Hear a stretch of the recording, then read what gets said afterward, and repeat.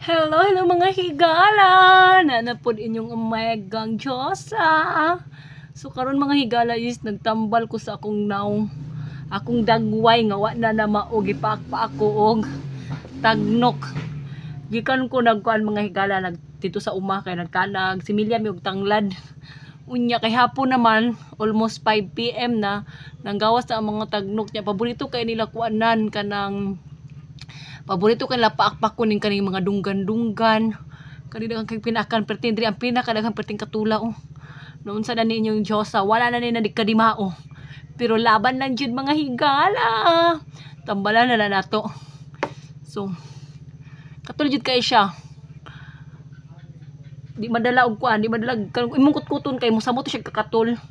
So ato siyang tambalan ointment para kuan para mawala ang kakatul. So, katulad kayo siya. Wala na mao, pati akong dunggan gi paak-paak. Ganahan ka ng mga tagnok di sa atong dunggan mo paak og kaning naong nato kay nagpurong man ko ganina. So bye-bye for now mga higala. Kay nyo nga megang Diyosa wala na nagkadimao, napuno nagpinakan. Bye-bye.